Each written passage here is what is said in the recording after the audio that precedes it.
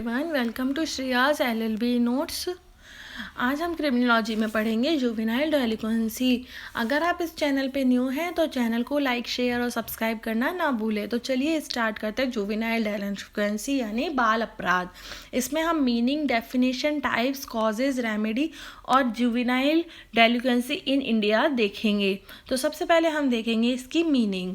Under the upper age limit which has been prescribe by the law for the children doing such acts which are forbidden by the law, if found so he will be sent to God under juvenile delinquency।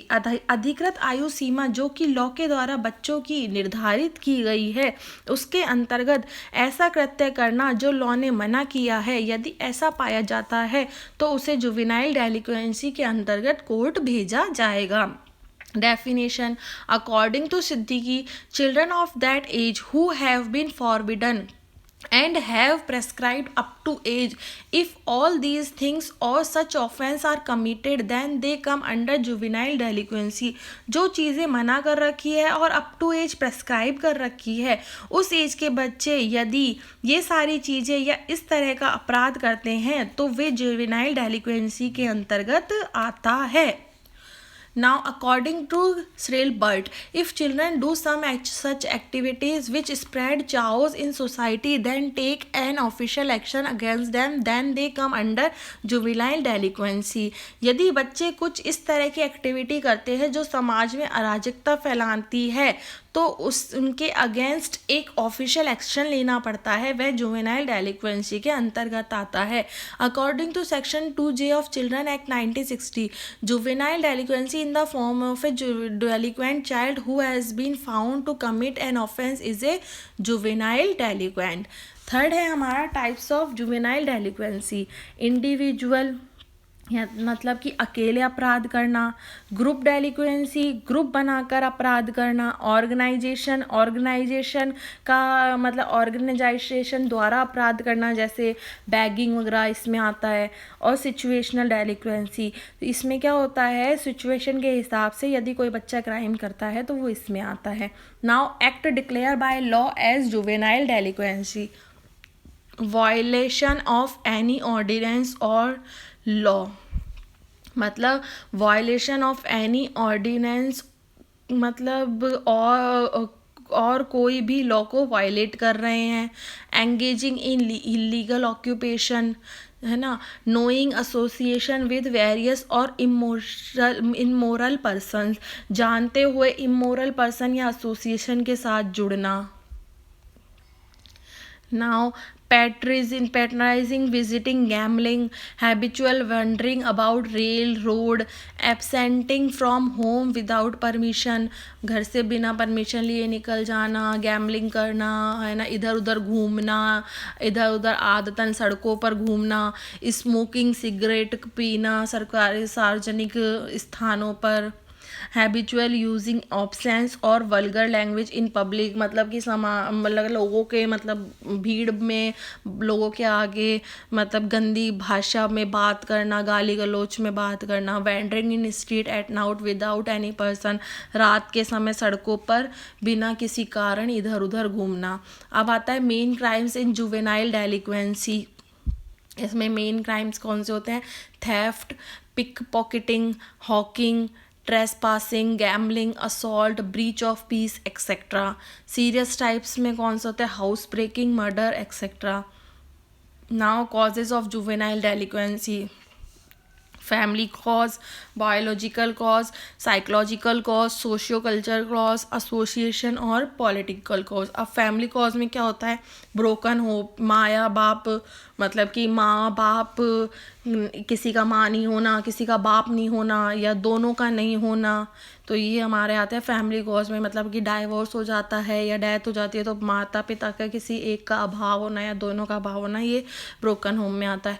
Immoral atmosphere of the society, घर में अनैतिकता का वातावरण है ना, घर में गाली गलौच, मारपीट आदि होना। नेग्लेक्टेड बाय द पेरेंट्स, मतलब बार बार माँ बाप के द्वारा मतलब बच्चे को नज़रअंदाज किया जाना। अनवांटेड चाइल्ड, मतलब कि बच्चे जो होता है कई बार अनवांटेड भी हो जाता है ना, तो उसको अनवांटेड चाइल्ड समझकर उसको प्यार नहीं करेंगे। तो अगर आप प्यार नहीं करेंगे उसको अनवांटेड समझ के, तो वो क्राइम की तरफ जाएगा। फाइनेंशियल क्राइसिस, मतलब कि जो गरीब होते हैं, जिनके घर में धन का अभाव होता है, वो उसको पूर्ति नहीं कर पाते हैं, तो अपनी पूर्ति के लिए वो बच्चे क्राइम कर लेते हैं। क्रिमिनलिटी इन फैमिली, अगर परिवार में कोई पहले से ही क्रिमिनल है तो क्राइम करना। बायोलॉजिकल कॉसेज, इसमें at the time of birth if due to any disability और colour discrimination inferiority complex arose in the child, यानी जन्म के समय यदि कोई विकलांगता या रंग भेद के कारण बच्चे में हीन भावना का जागृत होना, इसी कारण वो अपराध करता है। Psychological causes, offence committed due to mental state और मेंटल डिस्टर्बेंस, मानसिक तनाव या मानसिक परेशानी के कारण जो अपराध किया जाता है। Social cultural cause, society also has more role in child crime, बाल अपराध में सोसाइटी का, समाज का भी बहुत अधिक रोल होता है। मतलब recreation weakness of the child when he does not gate play things and it become his nature, मतलब खेलने की चीज़ें न मिलने पर बच्चे का शैतानी करना, तो यह उसका स्वभाव बन जाता है। Dancing club, to drink and dance in the club is a hobby then to make it a social status then to do crime, मतलब कि क्लब में शराब पीना, डांस करना शौक में, फिर उसे अपना सोशल स्टेटस सिंबल बना लेना, और फिर उनकी मतलब उसको वो चीज़ों की पूर्ति नहीं होती, दारू के लिए पैसे नहीं मिलते, क्लब में जाने के लिए, तो उसके लिए उसको क्राइम करना पड़ता है। ऑब्सेंस लिटरेचर, मतलब कि committed crime because of pornography literature, movies etcetera, मतलब अश्लील साहित्य, फिल्में आदि के कारण उसका क्राइम करना। अश्लील मूवीज़ देखना, पोर्नोग्राफीज वीडियोस देखना, उसके कारण वो क्राइम करता है। Radio and television, committing a crime by seeing the wrong things on television, TV पर गलत चीज़ें देखकर क्राइम करना, रेडियो पे गलत चीज़ें सुनकर क्राइम करना। Cultural conflict, there should be conflict in the culture of children who drinking beer cigarette, मतलब सिगरेट दारू, बच्चों को कल्चर में कन्फ्लिक्ट होना, और ये सब देखकर बच्चों का क्राइम करना। Association, committing a crime when there is an effect of accompanied, मतलब कि संगत का असर होने पर क्राइम करना। जैसे कि हम देखते हैं, एक कहानी भी है कि एक सेब सारे सेबों को ख़राब कर देता है, मतलब ख़राब जो सेब होता है, अगर उस टोकरी में एक अच्छे सेबों की टोकरी है, उसमें अगर हम एक सड़ा हुआ सेब रख देंगे तो वो सारे सेबों को ख़राब कर देगा। इसी प्रकार जो होता है ना, बच्चों के साथ भी ऐसे ही होता है कि मतलब बच्चों के ग्रुप में अगर एक बच्चा ख़राब है तो वो कोई क्राइम करता है और बच्चों को उससे के बारे में बताता है, प्रेरित करता है ना, तो और बच्चे भी करने लग जाते हैं। पॉलिटिकल कॉज, मतलब पॉलिटिकल कॉज, राजनीतिक, विद्यालयों कॉलेजों में तोड़फोड़ करना, अशांति फैलाना और क्राइम क्रिएट करना।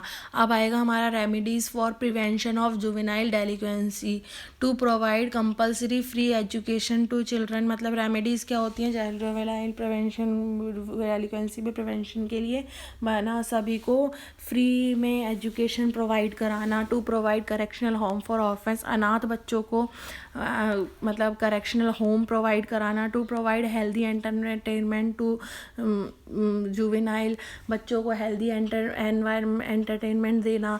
Duties of juvenile court, to look into the family background delinquents, मतलब कि जो जुवेनाइल कोर्ट्स की ड्यूटी होती है वो होती है कि जो बच्चे हैं उनके फैमिली बैकग्राउंड को देखना। Government must incorporate suggestion in existing laws. Now juvenile delinquency in India. The first legislation in the Reformatory School Act 1876 described how juvenile offenders will be treated. Reformative school act 1876 में के पहले legislation में बताया गया था कि juvenile offenders के साथ कैसा ट्रीटमेंट किया जाएगा। Individual and environmental programs run India so that counseling and therapy of such juveniles can be done.